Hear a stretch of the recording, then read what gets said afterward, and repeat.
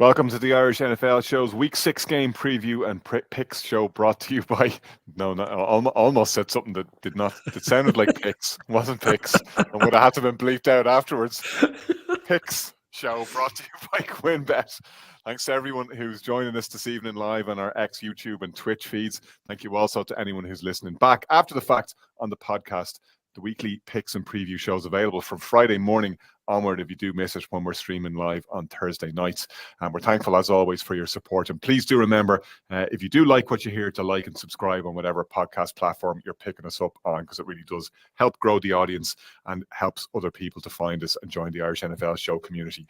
It's Brian O'Leary, Noel Dowling and Shane Brennan with myself, Conor Brophy, this evening. Myself and Noel indeed are off to Tottenham Hotspur Stadium for the second of the London games, second in the international series this weekend. The role of honour for the weekend, if you like, is the one afternoon game on Sunday. That is that Jags-Bears game from London. There's the 6 games in the 6 p.m. window, 4 in the 9 p.m. window, and then there's a Sunday night football game to round it all off. Our Thursday night preview podcast. God, I'm really flying tonight, aren't I? With Shane and Kieran O'Donovan previews the NFC West clash between the 49ers and Seahawks. Both of them coming off a loss last week, of course, and looking to get back to winning ways. And you'll find the TNF preview on whatever podcast platform is your platform of choice. A reminder that the Chiefs, the Rams, the Dolphins, and the Vikings are the teams on a bye this weekend, in case you're wondering why we don't get to them. Segment 1 of our previews and picks is brought to you by RuPoint. We start off with that Jags-Bears game from Tottenham. Noel, myself and yourself will be on the Ryanair flight early on Sunday morning. How are you calling this one?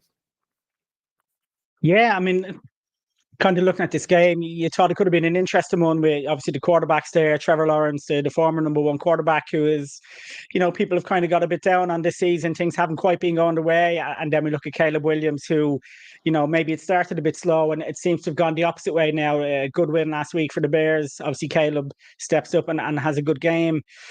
But yeah, looking at these two teams, I just have a feeling for the Bears. I know people will say, oh, it was just the Panthers last week, but I'm getting the feel week on week that the Bears players are starting to really get to grips with each other, get to know what Caleb wants and him vice versa. Himself and DJ Moore linked up twice last week. There were question marks, is DJ Moore and Caleb, is there an issue there?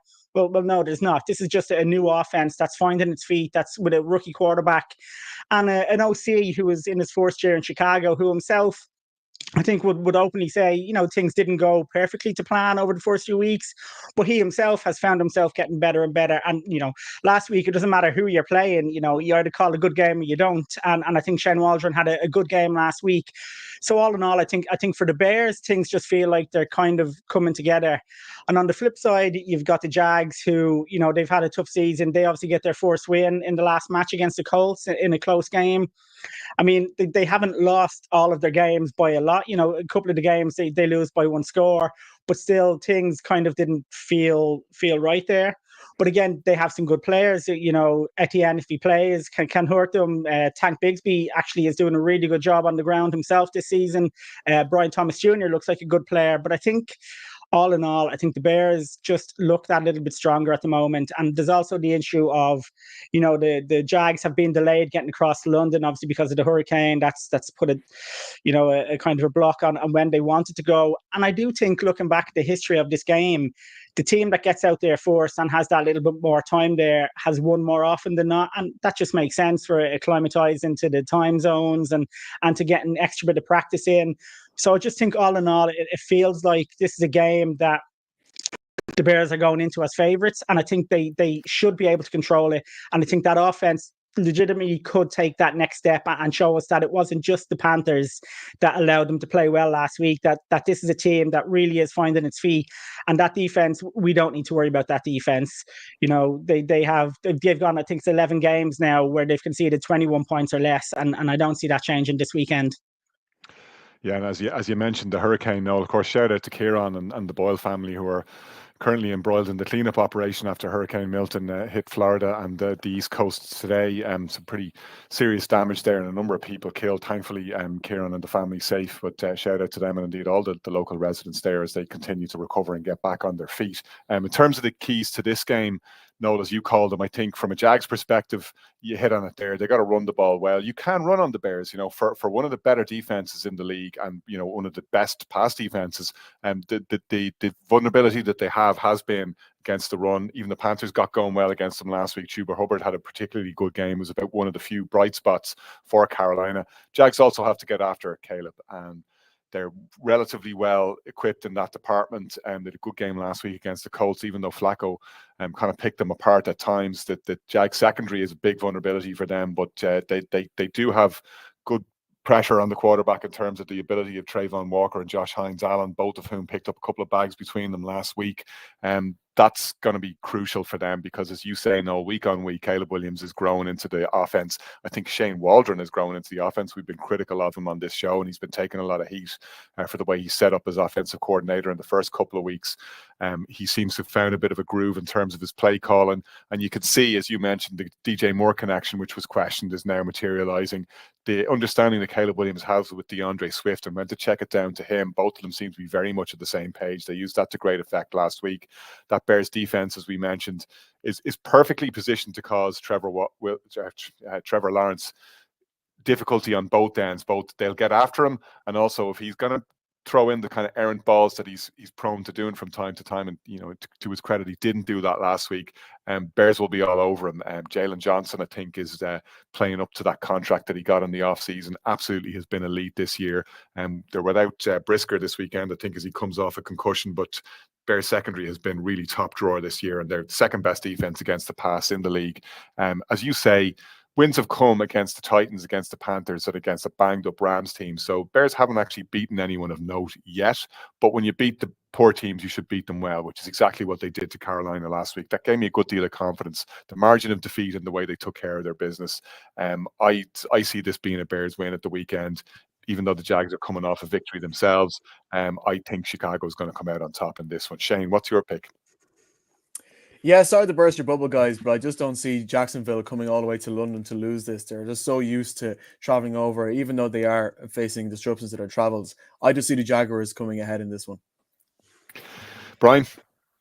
Shane's stealing my thunder. 2 years ago when they played the Dolphins, they arrived on the Friday. Dolphins arrived on the Tuesday. They won. I picked the Dolphins. I picked the Bills to beat them last year in London. They beat the Bills. I picked the Falcons to beat them in London last year. They beat the Falcons. I've been down this road too many times. They know London. It's the Jags for me. Right, Ravens hosting the Commanders in a game that's kind of slightly lost at 6 o'clock. This would have had Sunday Night Football all over it if it was possible to flex it. But I guess because of the frisky performance of the Commanders so far this year, leading the East, they wouldn't have necessarily expected that this would have been a kind of marquee matchup that it's turned out to be. Brian, how do you see this one? Well, first and foremost, I wish they had flexed it, Connor, because it was suggested as something that was potentially something they really considered, because the Giants are on a Sunday night against the Bengals, so I would have rather been watching us at a reasonable hour. This is a local derby in a way as well, isn't it? Like, it's not too far a distance between both parties. Yeah, and it's the Maryland derby. Yeah, quite right. Yeah, and we're seeing two quarterbacks that you could argue if so many traits. You look at them, the similarities when Lamar came out of the draft, and you look at Jaden Daniels, and there's so many measurables there that makes them look. I wouldn't say they're identical, but like you can see where in 5 years' time how Jaden Daniels could be in that Lamar kind of stepping stone in terms of where he wants to be. This is a great season for the Commanders, and we put it out there in our social. It's just a game, another marker of where they are in terms of the season. Can they go into Baltimore and upset them? And the Ravens, for a team that was on a bit of a roll with 3 wins, they kind of got away with for me last weekend. I thought the Bengals had them there, and they should have taken them. We spoke in detail on Monday around play calling and stuff. I'd love to see the Commanders win, albeit they're in the division, because I think it's a fairy tale story. But I just think you touched on it Monday. The way Derrick Henry's playing at the moment, this is what they brought him in for. It's essentially giving them that I suppose, additional leverage around Lamar and the run pass option and handing it off to Derrick Henry. I just don't know what this Commanders defense, as well as they've been playing, can make up for that in this game. I'm going to go with the Ravens to win it. Ravens, Shane, are favoured by 6.5 points. They're seen very much by the bookies as the presumptive choice in this Maryland derby. Do the Commanders have what it takes to prove them wrong? I think when a lot of people are looking at this game, and people who are even picking the Commanders to win, I think they're looking at the very shiny things on top and thinking, oh, well, they have all the ingredients there. They look at the way Jaden Daniels is performing. They look at the fact that they've scored 30-plus points in each of the last 3 games. They look at the fact that they got 7 sacks on Deshaun Watson last week against the Cleveland Browns. And you think, maybe there's something there. Maybe this team is strong enough. But then the further you dig down into the details, and especially when you look at the matchup that they have going against Baltimore, you realize that this really is a bit of a mismatch. Defensively, in particular for Washington, they're 32nd in the league when it comes to defending against running backs. They've given up 10 touchdowns to wide receivers to no interceptions all season. And they're facing against an offense which has been rejuvenated by beating the Bengals, knowing full well that they have to chase down the Steelers to top their division. We know how good Derrick Henry has been playing. Lamar Jackson has had, say, Flowers, Bateman, and Wallace to pass to, as well as his tight ends. That offense has been very much diversified. The only way you can really see this game turning is if for some reason Baltimore managed to bottle it again in the fourth quarter. I just don't see that happening. As good as Jaden Daniels is and as strong as the Commanders have been on offense, certainly in big flashes this season, I just don't really see it happening. Even though Jaden Daniels, what makes him different is the fact that he's not only the yards to be getting in passing, he's been getting nearly 10 yards per attempt the last couple of games, and he's a pretty good rushing threat as well. I just think that the Baltimore Ravens are just a stronger all-round team. The fact that it's in Baltimore might give them the edge. I just think that the deeper you go into the numbers, Derrick Henry is going to have a really strong day against his Commanders team. So I think Baltimore will win. Noel, your pick? Yeah, for me, I think the Ravens are too strong. We know the Commanders have had a really good season, and they're definitely a lot better team than they have been over recent years. But still, I think the Ravens is too much for this Commanders team to overcome. Yeah, I would agree with that. I think it's a big test for Washington. I'm very interested to see how they go. Don't necessarily think that the Ravens will cover the spread, but I do think it's going to be a Baltimore victory for my money. Okay, Bucks at Saints is next up. Another NFC South clash. They've been spicy this season. Brian, Saints without Derek Carr, obviously, which may make a difference here. Can they overcome that absence? Not for me, not in this one. If we had the circumstances of a team such as the Bucks having the enormity of the week, which you touched on there and alluded to in terms of the horrendous weather conditions and the hurricane that's all come with the local area, but they got out of Dodge very quickly on Monday. There was a decision made to fly them into New Orleans on Tuesday and essentially use the temporary facility to practice all week. So by and large, they won't have had a different week. Okay, they're outside of their comfort zone in terms of the surroundings. They won't be staying at home, but by and large, the preparation for the game will be exactly as it would have been. And even going into the game with a Derek Carr playing for the Saints, the Bucks were slight favourites for this game, 1.5. So obviously, it's moved with Quinn up to 3.5 because of the nature of the injury for Derek Carr. But Spencer Rattler played some nice games in preseason. I saw him in particular a game against the Titans, which was the last preseason game. But ultimately, like we've obviously discussed, the challenge to move from preseason into the real games. Has he had enough sample size of a week to get himself ready for this? It's such a steep curve, steep one for me. And where the Bucks are, the Bucks are a team defensively that can get after a young quarterback. I think we spoke about it in week 1 around how the Bucks head coach, his record against rookie quarterbacks in terms of what he's able to do against a rookie quarterback his first time out is significant. And I see it like this. I think he'll find ways to get at Spencer Rattler. I think it's going to be a difficult game. Steep learning curve. I think the Bucks come out winning convincingly. Yeah, I'm with you there. I think, look, Bucks are a team that I kind of fancy to hang in just about every game. I think they're almost like the poor man's Ravens, right? There's no real massive weakness there. Look, they got absolutely mugged by the Falcons last week. Should have won that game and didn't. And I suppose it's the fact that they drop games like that occasionally is also making them look like the poor man's Ravens. I think even at full strength, the Saints would have had their hands full here. With Derek Carr out, I just don't see them being able to overcome this challenge. It's a real tough debut for Spencer Rattler, as you say, Vita Vea back at full speed. The one thing that would give me hope from a Saints perspective is Winfield is a massive absence for the Bucks. They really do miss him, and they did, get opened up at times against the Falcons. I think if you'd had Carr slinging the ball to Rashid Shaheed, that's obviously something that's worked very well for New Orleans. They really have been able to stretch the field well, and you can do that against the Bucks. I'm not sure if Spencer Rattler does it against the Bucks. That would be one of the potential keys to success here. little spicy side plot that I'm looking for here, of course, is the Mike Evans, Marshawn Lattimore. There's some real bad blood there. Those two really like going at it. That's one to watch this weekend. So I'm not sure who comes out on top in that brawl, but I am pretty sure that the Bucks are going to come out in terms of the game. Sure. Will they get Arians back on the sideline for that, Connor, just to embroil it even more? let's throw a little bit of extra chili into that pot. Yeah, let bring it to the boil. Shane, what do you think? I think the good people of Tampa Bay could do with a win this week, and I think the Buccaneers are going to deliver it to them.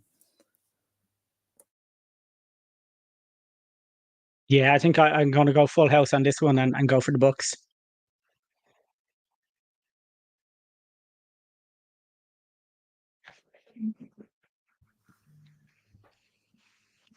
I think you're on mute, Connor. Eh? We've lost you.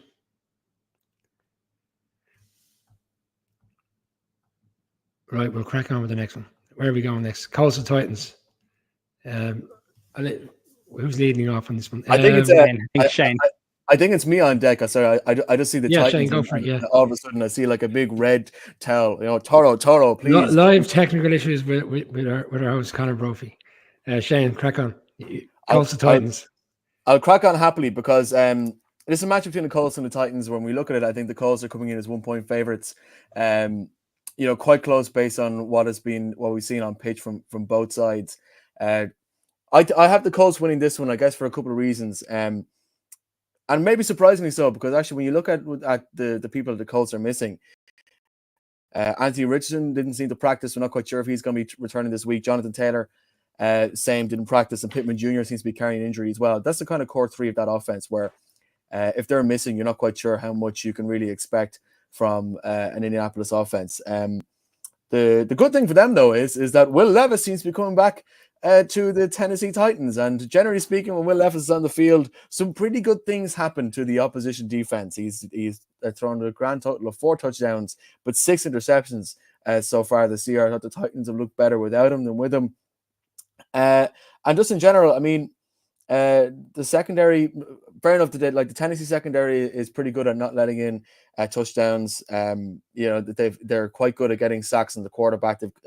Landry is performing particularly well for the Tennessee defense. The problem is, though, I think with Will Levis on the field, I just don't trust the Titans to do a properly good job. And when you compare it to the way that the Colts have managed to handle the absence of Anthony Richardson, I mean, Joe Flacco looked grand without many of the top players on that squad. He still threw for 3 touchdowns and over 350 yards last week. A couple of the things that the Colts were throwing up brings a really good kind of imagination to how to deal with having to play with their backup and have to play with some second string players. Like the Colts, without their main man, are nowhere near a basket case. They're nowhere near being in a disaster zone, like, for example, we see in Miami.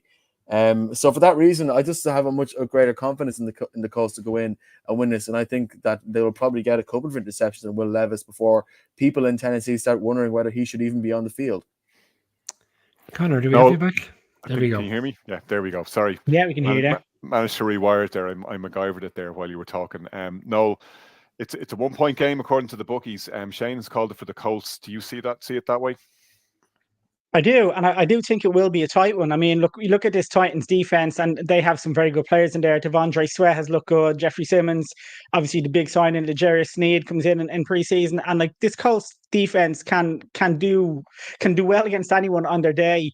But it's similar to what Shane said. I worry about that offense. I worry about Will Levis. I worry if they can do enough to put up the points that are needed. Whereas on the flip side, when you look at this Colts offense, I mean, even with Anthony Richardson missing, and obviously it's mentioned there by Shane that Pittman is doubtful for this game as well. I think in Jonathan Taylor, Alec Pierce has stepped up really well this season and has made plays when he needed to. I just think that this Colts offense has enough to be the difference in this game, and I think they'll be able to outscore a Titans defense, which still with that quarterback, I just can't trust him at the moment. I need to see a bit of continuity from them over a couple of weeks where he's not doing something silly and where they start to kind of score points and move along a bit. So with that in mind, I think the Colts just strong enough for this game. Brian, for you?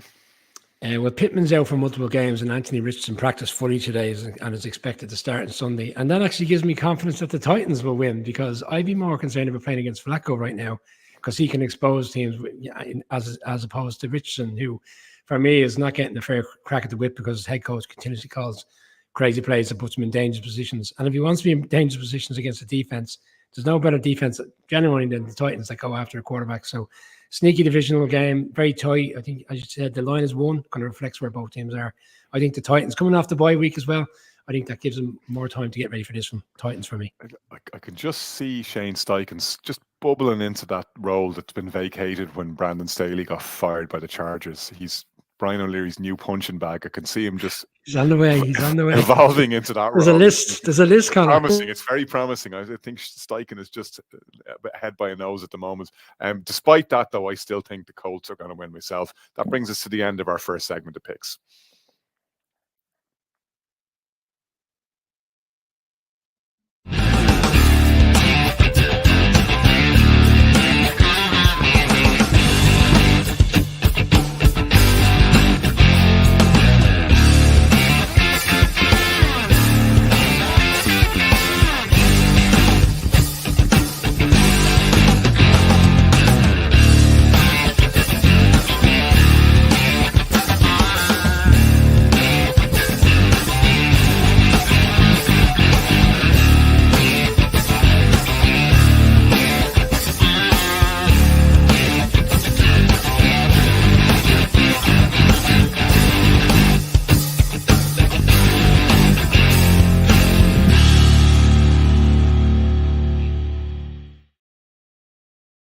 Break brought to you by our partner Buskers on the Ball and Dublin's Temple Bar, the place to watch and settle in for your NFL Sundays. €6 pints from 6 p.m. each NFL Sunday. You can watch all the games there, and you can also watch Red Zone.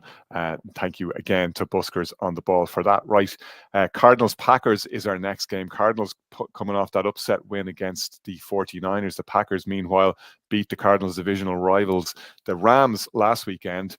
Packers favoured by 5 points in this one, Noel, which I kind of feel is probably justified at home. Yeah, I think so. Look, it was a great result last week for the Cardinals, and they have, I've talked about before, they have an offense there that on their day, these guys can put up points. It's the defense that worries me with the Cardinals. They did well last week at times against the 49ers, and they did what they needed to do. But I think when they go up against a Packers team, I think it's probably going to be too much for them. Jordan Love is another game back from his injury, so he'll have that bit more game time under his belt. And I still think the Packers have some young, fantastic weapons. We see Tucker Kraft last week popping up with a couple of touchdowns. So that's the kind of player that the Packers have there. And I trust this Packers defense. I got to say, no, Tucker Kraft responded brilliantly to me dropping him from the fantasy football team like that. Every time I do that, I believe that was pretty much his reasoning.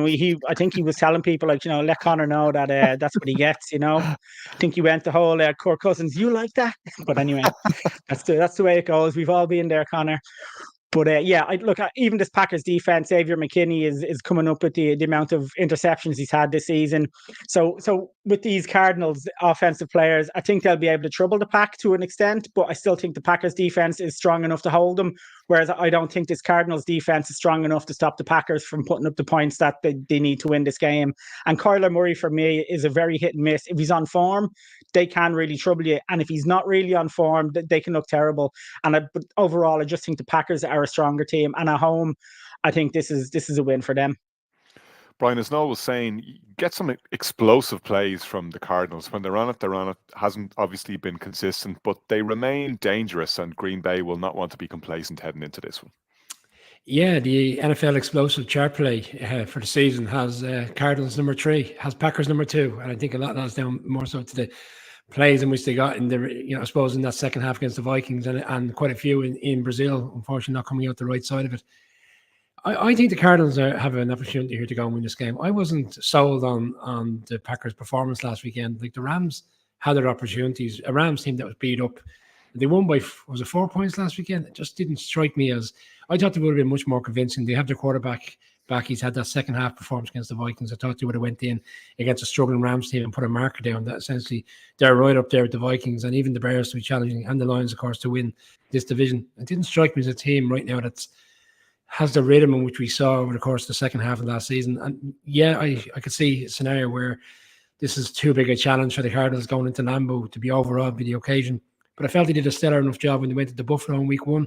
Came out the wrong side of that. But I think they're growing. I think it's better for them actually for it to be on the road. I think they struggle at home. Some teams don't seem to do it at home, and they just seem to be better suited to go on the road. I'm going to go with the Cardinals to pull off the shock. I don't know if it'll be a massive shock either. I think the 5 points is reflective of a line that strikes me as Quinn Betton, the other bookmaker, suggests that the home favourite here gets a touchdown. Not even a touchdown, 5 points. I think the Cardinals find a way to get another significant win for Gannon and crew. Okay, interesting. It's Green Bay for me, I have to say, Shane. Yeah, it's Green Bay for me as well. I understand where Brian is coming from, but I just think that defensively the Packers won't succumb to that kind of collapse that the 49ers did last week. Your Patriots, Shane, will have their hands full this weekend as they welcome the Texans. Texans are 7-point favourites heading into this one. Do you think that's justified, or could we have a shock on the cards? It's justified because one team is good and one team isn't. That's to put it very fault your logic. put it very bluntly. I mean, watching the Patriots versus the Dolphins last week is what I imagine watching a Republic of Ireland training session is like. There's a complete impotence there. The fact that nobody is coming anywhere near the scoring would probably makes you wonder why you like the sport in the first place. And I think that's why I said it at the start of the season that I didn't want Drake May to be the Patriots quarterback before we got to the game in London, which is happening next week. I'm happy that it's happening now, though, because it's quite clear that Gerard Mayo and everybody in the Patriots organization felt like they had to make that change because Jacoby Brissett's job was to look serviceable and to be able to do the job. And he didn't even look that. He just looked, completely, like a eunuch, basically. Not being able to get anything done. So it's nice that we're able to, that Patriots fans, I guess, have something to look forward to here. And I think going into this game, it's worth remembering as well, it's in Foxborough, and there's a lot of excitement in New England Nation when it comes to being able to see Drake May on the field, seeing what he can do. We're very much supportive of our guy. I don't think this is probably going to be the best atmosphere we're going to see in Foxborough this season, coming into and the lead up to this game because of the excitement about this guy. And we look at the Texans as well. Sure enough, they're 4-1. They got beaten quite badly against the Vikings, but every game they've won, it's been very close. It was 3 points against the Bills, 4 points against the Jags, and I think it was a very small scoreline. They won against the Colts earlier as well. The Texans, to say they're a Super Bowl contender, to say they are one of the best teams in the league, they haven't properly taken control of games yet. And the Patriots, as I've said before, are a team that's designed not to win, but to try and keep things close. So I think there are the ingredients there for things to not exactly be a complete blowout. I did say the exact same thing 2 weeks ago against the Niners, and the Niners proved me wrong. This is in Foxborough. I think it's going to be closer than the 7 points, but the Texans are going to win. I just don't see the Patriots scoring more than 14 points, and the Texans will probably score in the region of 20. CJ Stroud has been playing well, and it's quite clear that DeMeco Ryans will see Drake May and just put all of his rushing bulls to keep going in there and try and put as much pressure on that quarterback as possible. And he's going to face a lot of pressure considering how bad that offensive line has been playing this year. It's going to be tough. He's going to take a lot of hits. This is the steepest part of the learning curve that he's been on thus far. But the Texans are a much better team from top to bottom. We can talk about any given Sunday and the atmosphere in New England, all right. But just at the end of the day, Houston are just going to, the class of Houston, particularly in the fourth quarter, will shine through and they will get a victory here. Yeah, as you say, Shane, it's a long time since I've seen the Foxborough faithful as excited about having a rookie enter the arena. Probably not since the heady days of Bailey Zappi has there been such a clamour for a new guy to get a run out. I don't know if I'd like to be Drake May, though. I have to say, it's one of those ones where you kind of dance with the one that brung you. I think for this season, I think they'd actually have been better off keeping Brissett. And I know what you're saying. It hasn't been pretty, but you want to throw the rookie into a situation that's deteriorating, or do you want to set him up for success? Now they're seeing him in training, and maybe they know something that we don't, and maybe they think anything's better than this, and maybe they think he has the head and the shoulders, and he's sat for just long enough and got in just enough mental reps to be ready for this. And as you say, he'll get a rapturous reception from the home crowd. But wow, with the Texans coming to town, you'd really hope that the Patriots can lock it down on the other side of the ball. As you say, they've generally been able to do that. Texans obviously coming without Nico Collins, it looks like, given that hamstring injury last week. That's something in New England's favor. But to your point, if you're really a Super Bowl contender, one of the things you got to do is put beatdowns on the bad teams. It's actually, oftentimes the games you're going to play against the Chiefs or the Ravens or the Lions or whoever, they're going to be flip 'em games. They're going to be pick 'em games. There's never going to be much in them. But where you earn your corn in the NFL and where you get your shot is you got to go in and take care of business when it's there to be taken care of. And like you, I'll be looking to see that the Texans do that. I don't think it's enough for them to win this. I think they have to cover the spread, and they have to put it on the Patriots. You're facing a rookie quarterback. This Texans defense has looked good this year. Daniil Hunter's been a good addition. I know they sent they sent, who was it they sent the other way to the Vikings? His name's gone out of my head.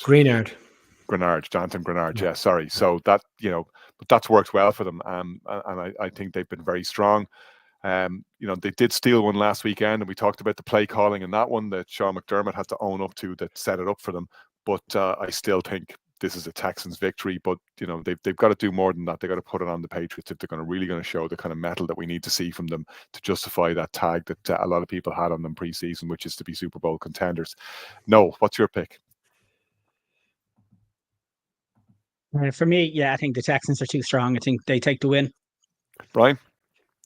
A game of inches, Connor. If they hadn't had that touchdown taken off the board late on last week, with Jacoby Brissett still be playing, because they would have won that game last weekend. I kind of go against the pale here. I think he should have started from week 1. We shouldn't be having this conversation in week 6. He should have started from week 1. Or you like the rest of them. Look how much Bo Nix has come on over the course of 2 to 3 weeks, because they threw him immediately. Just start the rookie. Get on with it. Let him take the bumps and bruises. Texans win. All right. Browns at Eagles is our next game of Philadelphia hosting a Browns team. Both of them have had things not exactly go to plan this season. Which of them gets it back on track on Sunday, Shane? I think the Philadelphia Eagles, and I don't think this is the biggest spread of the weekend. I think according to QuinnBet, 8.5 points in favor of Philadelphia. There's a couple of reasons for that. Firstly, Philly are coming off the bye, and I think there are some teams that the bye week maybe might knock them out of form. I think Philly were a team that kind of needed the bye to try and sort of calm things down and get a better shape on what they're doing with their season.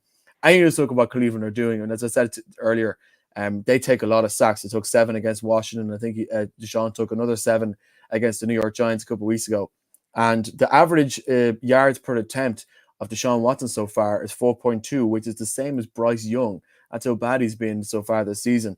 I just don't see a huge amount to like about this Cleveland team. Plus the fact that in terms of their defense, again, something that was exposed by Washington last week, is the fact that an area of the defense they're not very good in is defending against running backs. And who have they got in Philadelphia? Saquon Barkley, who has been playing extraordinarily well all season.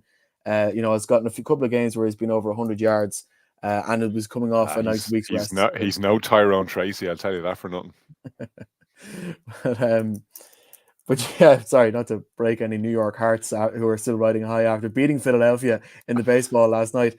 But yeah, no, look, like this is, the Browns are kind of in a downward spiral. It's worth mentioning as well, as Colin was pointing out earlier, that the Browns' passing game has been very bad, but they have not faced against a pass defense which is in the top 20 in the league yet. And now they're facing against some teams which are half decent.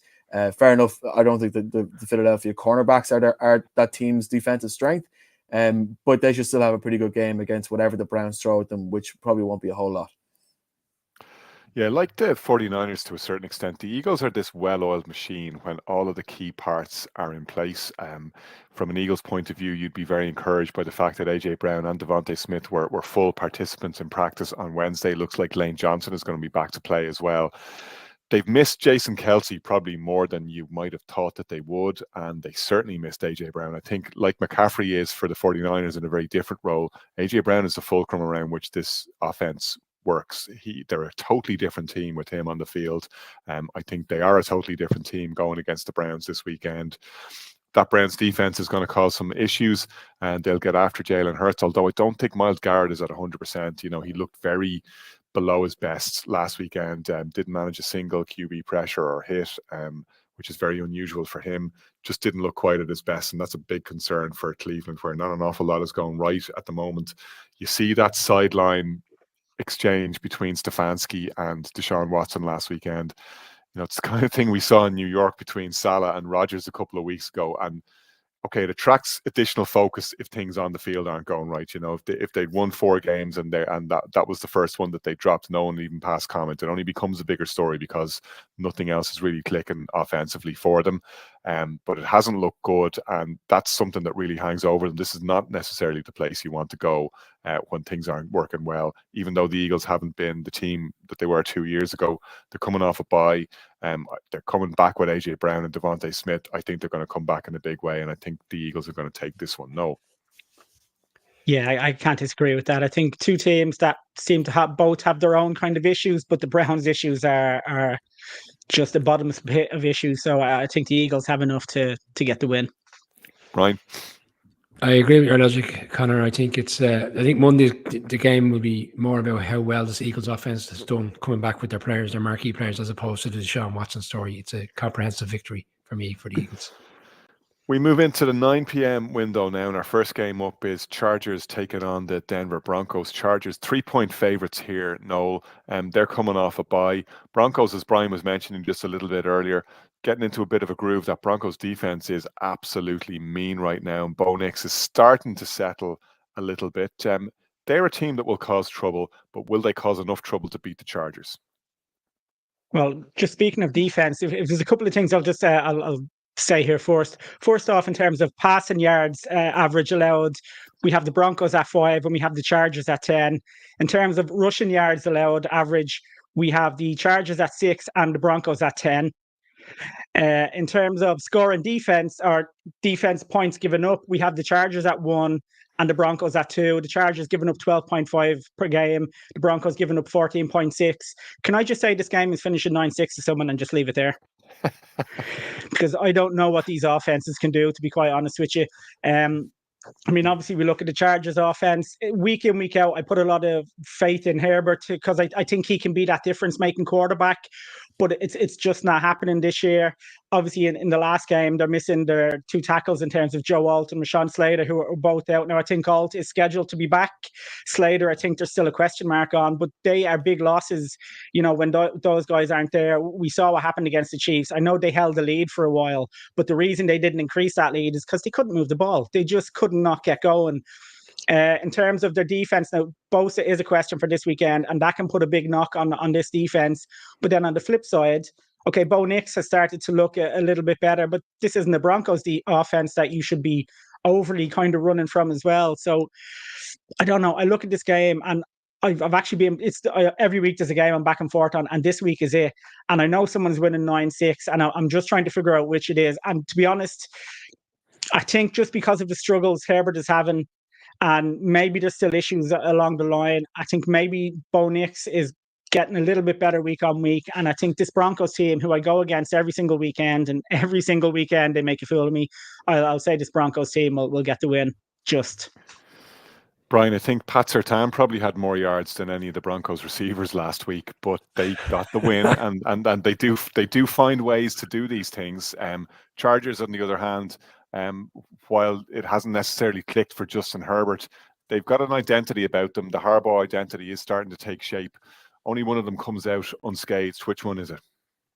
Well, first of all, you heard those defensive numbers that Noel's called out in the Chargers. Connor, coaching matters. That's why you just look what happens when you get a coach that knows what he's doing defensively. I.e., our former colleague.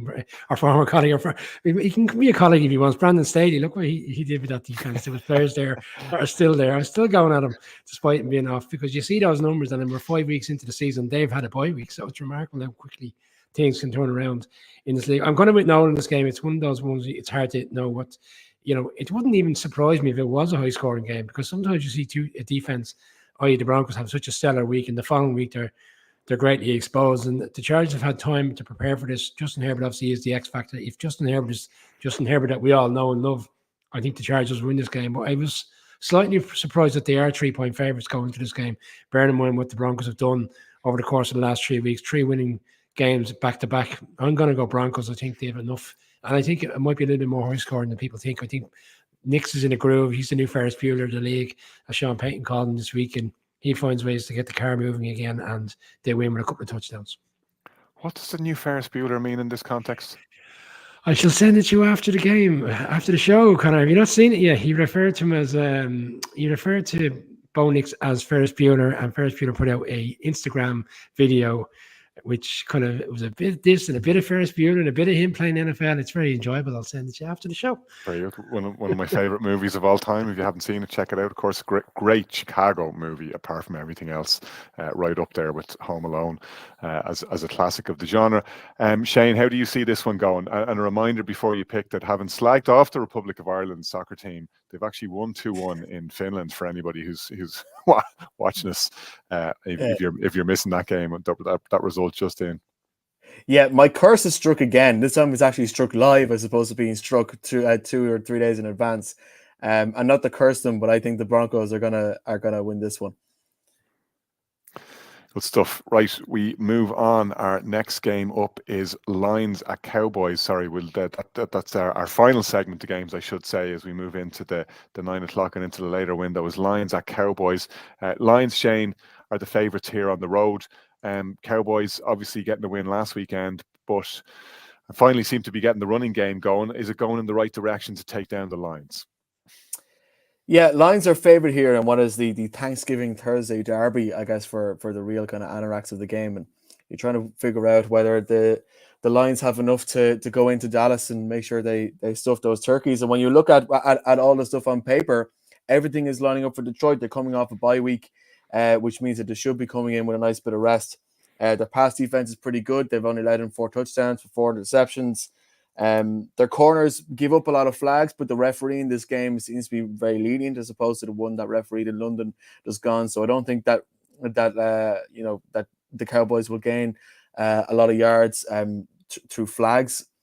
They get a lot of sacks. They're pretty good at defending the run. Everything is there for the Lions to win on paper. And that is why I think the Cowboys are going to win this. And I'm not saying this as a knock against Detroit. I just have a feeling whenever you watch this Cowboys era, that this is the kind of game they win.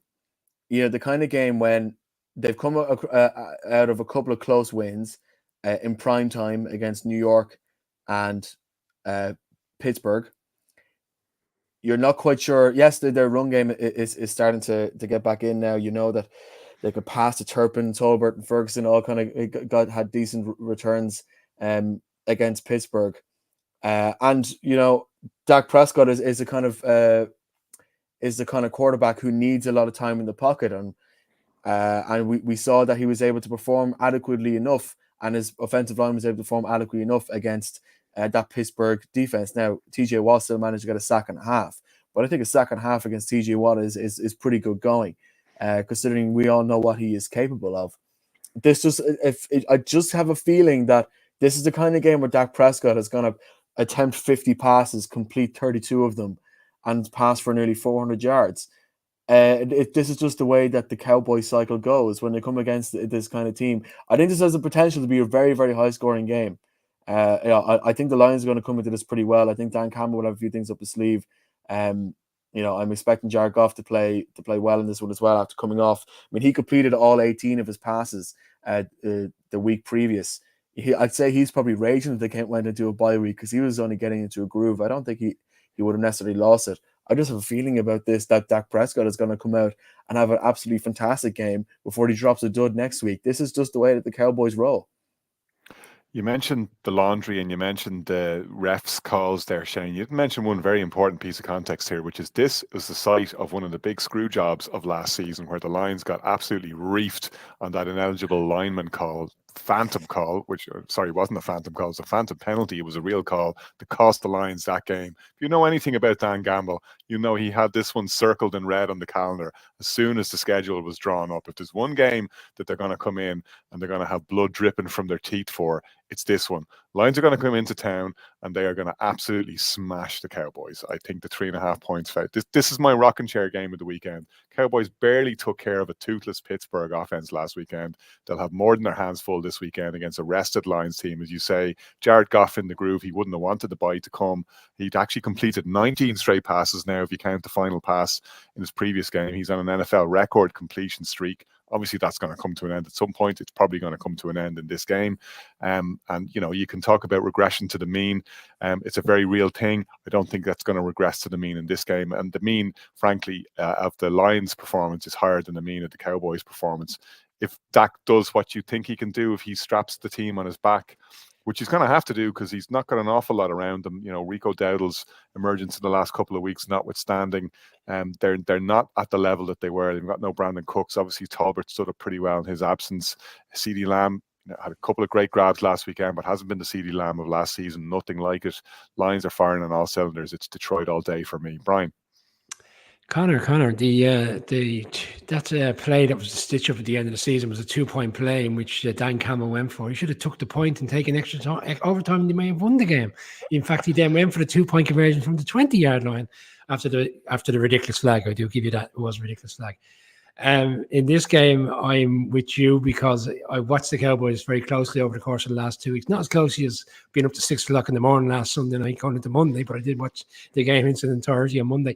The Cowboys have been getting by over the course of the last 2 weeks, kicking field goals and winning games. They did it against the Giants, got away with that one. They got away with last week's one, in my opinion. They had a stellar drive at the end of the game. People suggest it was Dak's best drive of his career, but by and large, they were kicking field goals for 3.5 quarters. They're not going to be able to live with the Lions if they kick field goals all day. It's going to be for me, it's going to be has to be a 44-41 type of game feel about it. I just don't think they can live with the Lions offensively. I think the Lions blow them out as well. No. And I think Brian covered a lot of what I want to say there. This Cowboys team, while I still think they'll get 8 or 9 wins by the end of the season, I just feel sort of underwhelmed by them. There's just something about them that just doesn't feel right. On their day, they have the potential to put up the points, but I just think not against the Lions. I think this Lions team is too good and they'll take care of business. Right, Steelers are at the Raiders this Sunday. Steelers favoured by 3 points in this one. I just feel like the Raiders have that "you don't know what you're doing" sense about them at the moment. Always get the Steelers games, Colin. And I never know what way to call them. But I'm actually a lot more confident this week that Pittsburgh will get it done, because I just feel like Antonio Pierce, like the Devontae Adams thing, has done him a lot of damage. You're letting your best player. You've lost your best player. We don't know what else is happening in the dressing room there. You know, Max Crosby getting a little bit irate last week about a sense that he wanted to get out of town. He said that's absolutely not the case. There is that swirling sense that, you know, that this thing is going off the rails fast. You know, I said that the Cowboys had to manage to take care of the relatively toothless Pittsburgh attack last weekend, but I still think that, you know, in this game, Pittsburgh is going to have enough to get over the top of a Raiders team that looks directionless. You know, the old thing that if you got 2 quarterbacks, you got none, is now rearing its head in on the Raiders sideline. There's just too much going on there for a well organized, well drilled, and well run Steelers team not to emerge on top, as far as I'm concerned. Brian. A couple of weeks back, you look at sometimes nuggets of information what comes out, and people are suggesting, why won't Mike Tomlin just come out and say Justin Fields is the starter for the foreseeable and live at that? And then the next question would be, whether you're going to give him a contract next year. You keep saying week to week, because the reality is, I don't think Tomlin is comfortable with Justin Fields or Russell Wilson as the quarterbacks. It's one of those situations. They took a chance on it. And I think in this game, in this instance, I think they'll be fine, because I think the bigger issues right now, and you touched on it there, is what's happening in Vegas. And for me, this is imploding, and I'm sure Raiders fans will probably challenge that so early in the season. But Antonio Pierce is coming out with business decisions. He's changed his quarterback this week. He took Minshew out of the game last week. Minshew's on the sideline, happy clapping like Jason Garrett, doing all the right things, because he's happy enough to take the 2-year contract that's on the table. But the reality is they've gone into a season with not a proper starting quarterback. Aidan O'Connell's not a starting quarterback for me. Minshew isn't either.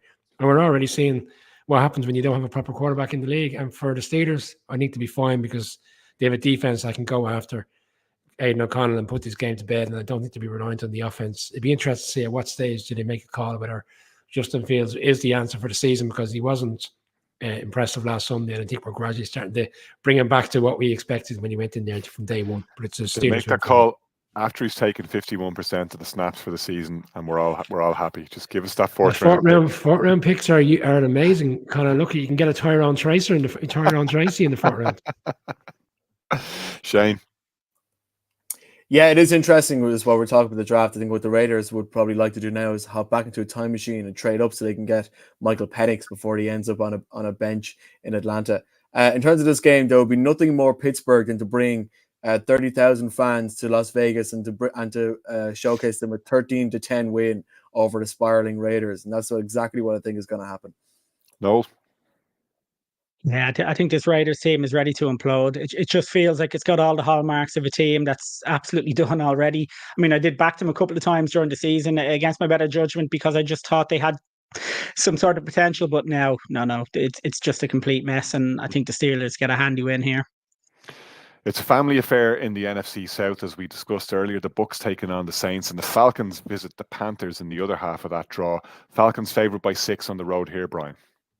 Every time I go on social media these days, there's some team whipping out a new jersey or a former jersey, and this weekend it's the Panthers. They've rocked out with this new snazzy kit on Sunday. Maybe this will be the most exciting thing we're going to see in this game. You polished that turd, Carolina. You polished that turd. The Falcons are so Jekyll and Hyde. They should win this game. This game has all the makings of one of those games. I think a couple of years ago, the Falcons were expected to go in and win there, and they lost 9-7 to a last-second field goal. When the Panthers again were having a struggling season. It's the late afternoon game. It just feels like the kind of game that Red Zone will be in and out of very briefly as much as they can, because the Falcons will do more than enough. If the Falcons can play at the level in which they played last Thursday night, offensively, as crazy as it was against the Bucs, they should have more than enough. But this is a Falcons team that find ways to lose games that they should be winning convincingly. If they let the Panthers hang around like the Bengals did a couple of weeks ago, it may be a different story, but you would expect the Falcons to win. But I'm still not convinced why. I think it'll be a lot closer than we think. Shane, as Brian was saying, the Falcons have a disturbing tendency to drop games you think they might win, and then they go and kind of fleece wins as well. They've really stolen 2 on the bounce here. The Panthers proved pretty meek opposition for the Bears last weekend. Can they make a better showing of it this weekend? I think the Panthers will keep things close. And if you remember, one of the hallmarks of the Kirk Cousins era in Minnesota is the fact that they keep managing to win games that were roughly 1-score wins. I don't know if it was last season or the season before. That seems to be the Kirk Cousins way, and that's pretty much been the way, or we are definitely seeing that unravel in Atlanta now. I have to say, though, I mean, to be able to come up clutch in 2 games there, and especially when you see the way that Kirk Cousins played in Thursday Night Football last week, I mean, we know that the fact he got 500 yards and 4 TDs and 109 is probably slightly inflated by the fact that there's an overtime play, and not naturally the longer you play, the more yards you get. But even just watching him play, when you're watching someone play, you just feel... Put a bit of context in there, since he passed for more yards than the Patriots have all season in one game. Ooh.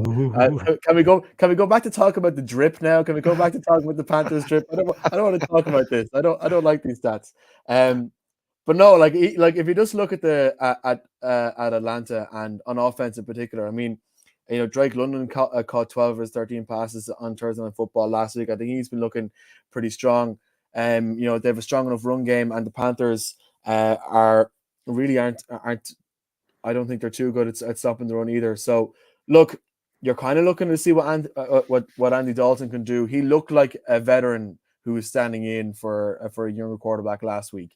Against the Bears, there's no doubt about that, and I think the Bears actually did play a good game there. I don't necessarily think that was all down to a bad performance by Andy Dalton. Does that mean he's coming back to this game better? Obviously, when you're playing against a divisional opponent, things do become more dangerous because you know them and you know their weaknesses more than other teams do. That said, I think this is going to be another clutch win for Atlanta. It'll probably be closer than it should be. Atlanta have every right to come into this and to come out with a 14-point win. I don't think they will, but I think they will still win the game. No. Yeah, I agree with the Atlanta pick. I think they're too strong for the Panthers. I mean, the Panthers are slightly better than they were they're much better than they were with Bryce Young, but they're still not good enough. And I think this Panthers team will take care of business. Yeah, I think it's Falcons for me. Actually, I can't see the Panthers.